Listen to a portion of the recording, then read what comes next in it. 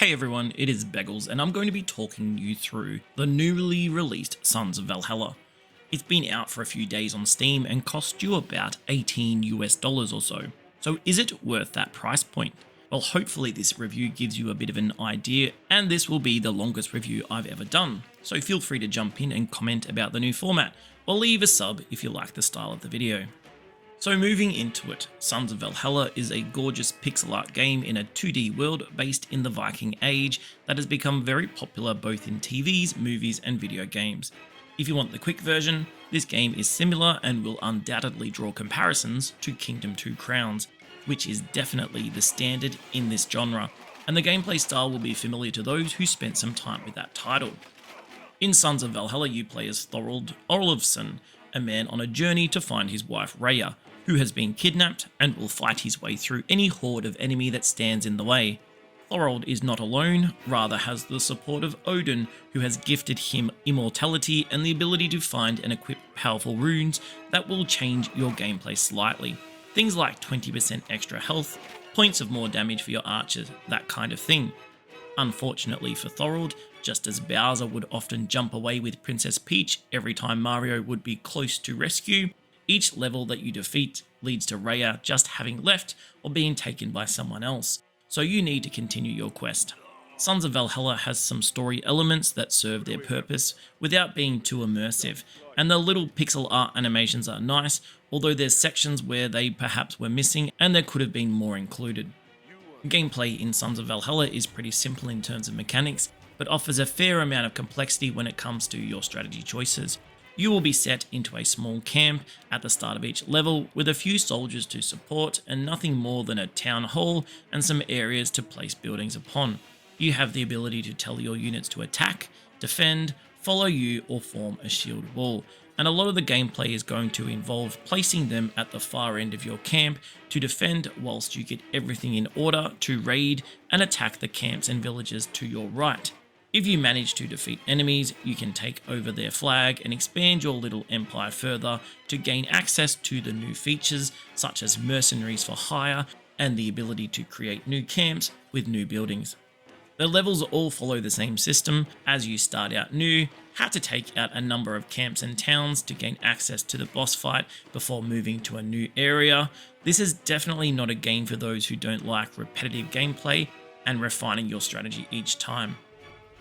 You have a number of economies to manage that are going to be vital in stomping your way through levels, including wood, food and silver.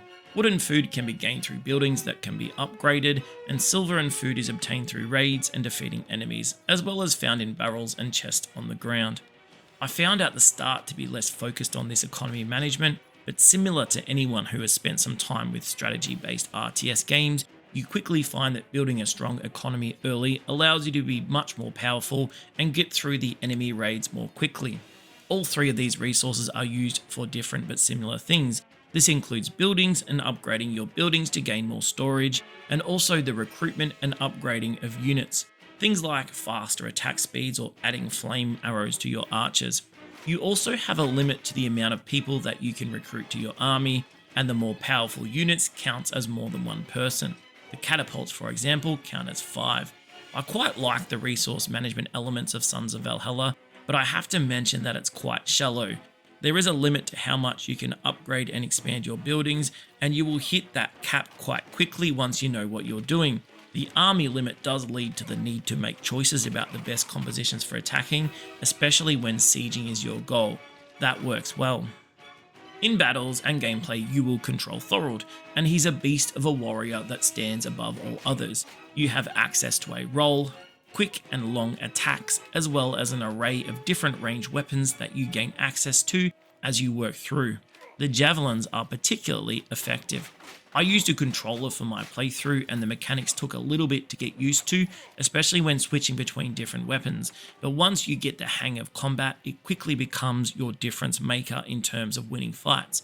You will also gain some special runes that give you access to new moves, such as a more powerful arrow and a spinning sword maneuver.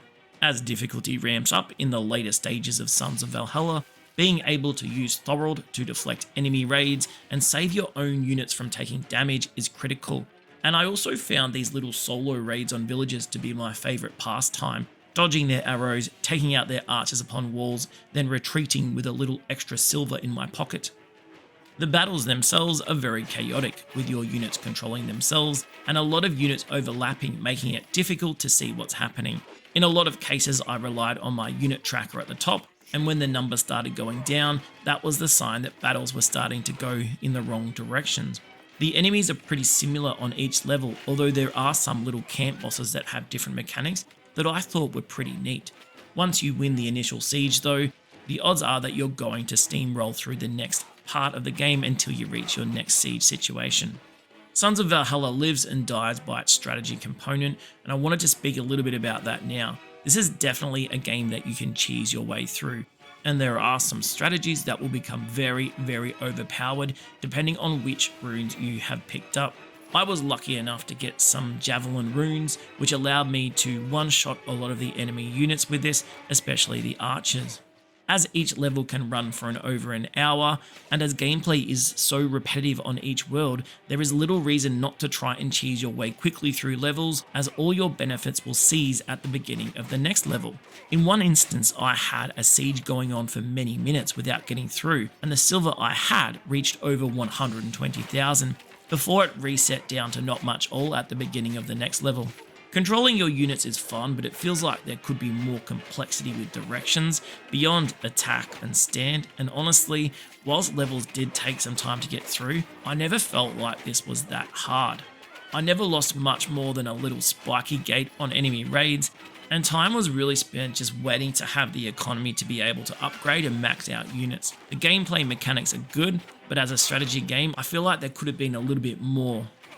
I feel like I've touched upon some of the weaknesses of Sons of Valhalla, and boss fights are perhaps an exclamation point to them. They all feel very bland, with perhaps the last boss, which I won't show here for spoiler purposes, being the exception, and there's very little reason not to just dodge away and use arrows and javelin to slowly bring their health bar down, and this can take 5 or so minutes of repeating the same mechanics, and the bosses just aren't interesting enough to make that a fun experience. This is a shame, as the character art and design for these bosses are quite good, as well as the scenery around these fights, but the fights are just not that fun. Earlier I mentioned the little camp bosses that have their own moves, and fighting against them alongside your army, and this feels like a more genuine game mechanic. These boss fights are really the only time that you fight one-on-one, and they definitely feel out of place.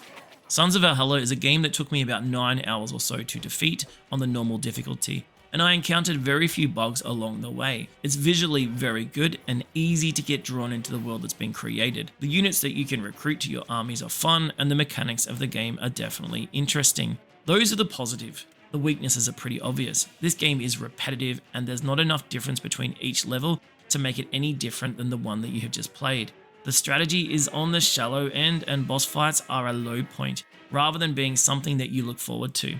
I give Sons of Valhalla a 7.5 out of 10 and would love to hear what you think.